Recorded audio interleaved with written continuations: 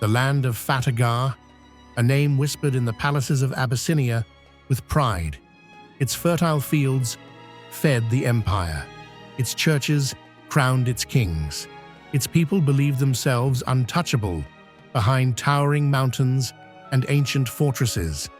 But history teaches that no land is beyond reckoning. Here, the torch of war would burn hottest, and Imam Ahmad, with his loyal commanders, his fierce queen, and his warriors bound by faith, would turn the empire's heartland into a crucible of reckoning.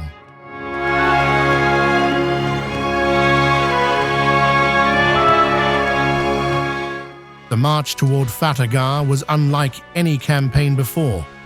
Imam Ahmad knew this was not just about land.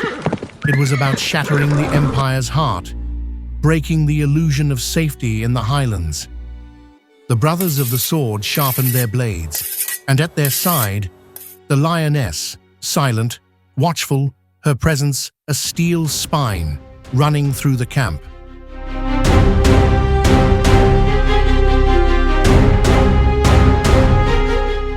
Among Imam Ahmad's warriors stood the beating heart of the army, the brothers of the sword, each a giant in their own right, each carrying the fate of the campaign on their shoulders.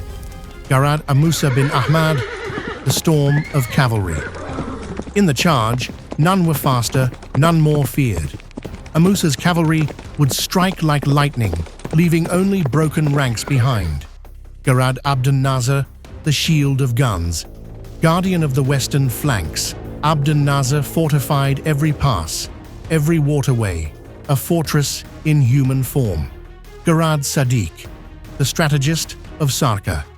Sadiq mapped the enemy's soul like he mapped their lands, knowing where they would falter before they did.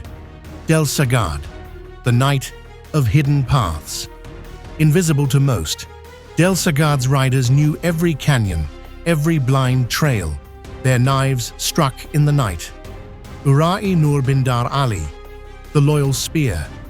A warrior whose loyalty to Imam Ahmad was legendary, Ura'i Nur rallied the common soldier's heart.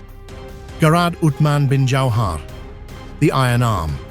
His roar alone could lift a failing flank back into the fight.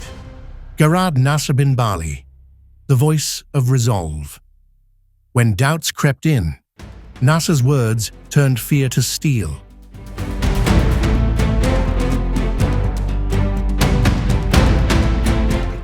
Imam Ahmad's strike was swift and merciless. Cities that mocked the name of Islam found their walls crumbling before dawn.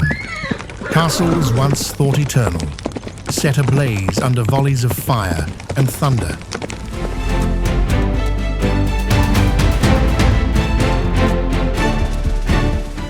City after city fell like dominoes into ash and silence.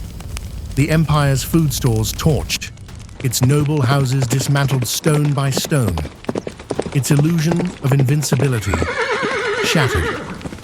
But even in victory, Imam Ahmad kept his men disciplined. No slaughter of the innocent, no theft from the humble. This was jihad of justice, not vengeance.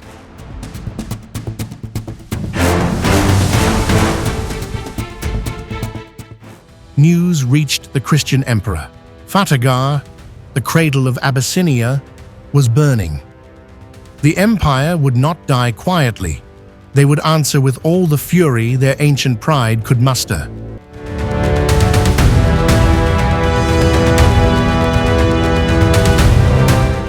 Imam Ahmad knew the coming battle would decide more than Fatagar. It would decide the future of the Horn. He gathered his commanders, the brothers of the sword, and beside them, the lioness of Harari, his queen, his strategist, his anchor. Imam Ahmad knew this was the calm before the abyss. His commanders fortified every conquered hill, every river crossing.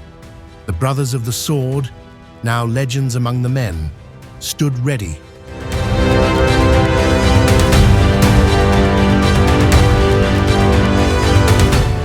The flames of Fatagar were only the beginning. The Christian empire, enraged, The Muslim forces united, and between them, the valley of Shimbrakure awaited. A storm was coming, and the world would tremble beneath its roar.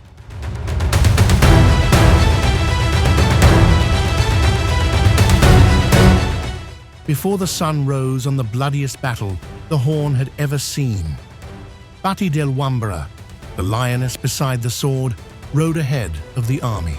Her leadership inspired warriors, calmed the fearful, and united the ranks like no banner could. She was no longer behind the curtain of strategy. She was at the front, a queen forged in the fires of Fatagar.